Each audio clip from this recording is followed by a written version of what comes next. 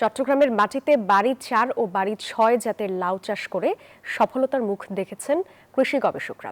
এই জাতের লাউয়ের বৈশিষ্ট্য হচ্ছে কম সময়ে ও খরচে বেশি ফলন পাওয়া। চট্টগ্রাম থেকে বিস্তারিত জানাচ্ছেন নয়ন বড়ুয়া জয়। এইভাবে ঝুলে আছে লাউ।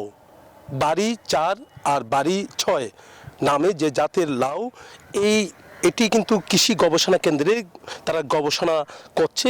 এই জাতের লাউ যারা চাষ করবে তারা অনেকটা লাভবান হবে বলে মনে করছেন কৃষি গবেষকরা। তারা বলছেন এই জাতের বলতে যে বাড়ি 4 জাতের লাউ চাষাবাদ করলে তাদের ফলন অনেক বেশি হবে। দেখতে পাচ্ছেন যেভাবে যারা গবেষণা করছেন, কৃষি গবেষণা কেন্দ্রে আমি আছি, এখানে যেভাবে গবেষণা করার পর যে লাউগুলো তারা এখানে পরীক্ষামূলকভাবে চাষাবাদ করেছে, দেখতে পাচ্ছেন কিভাবে ফলনটা হয়েছে। আবার এখান থেকে আমরা দেখতে পাচ্ছি তারা বীজও করছে, এখানে বীজ করবে, এই বীজ আবার রোপণ করবে।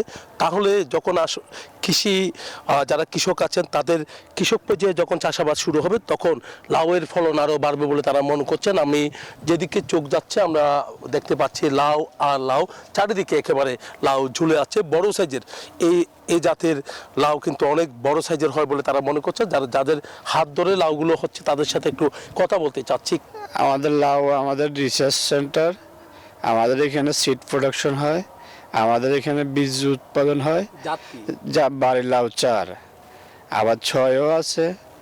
আমাদের এখানে যেটি রিসার্চের জন্য দেশে পাঠানো হয়, আমরা এগুলো নিয়ে কাজ করি। কেমন ফলন হয়েছে? হ্যাঁ, মাশাআল্লাহ দিলে অনেক ভালো হয়, অনেক বেশি। অনেক আমাদের গাছে অনেক লাউ দেখতেছেন। এগুলো তো আপনাদের চোখে দেখা, এগুলো তো আর বানানো কিছু করা সম্ভব না। কৃষকরা তো করতে পারবে। হ্যাঁ, কৃষকরা করলে এটা পুরো লাভবান। এটা আল্লাহর দানীয় জিনিস। বাড়ি 4 লাউ এই পরিচিত হয়েছে। দেখতে পাচ্ছেন বাড়ি 4 আর বাড়ি 6 জাতের চাষাবাদ যদি করে লাউ চাষে তাহলে কিন্তু অনেক লাভবান হবে বলে মনে করছেন কৃষি গবেষকরা। এই ছিল আমার এখানকার সর্বশেষ। পরবর্তীতে কোনো তথ্য থাকলে আমরা জানানোর চেষ্টা করব।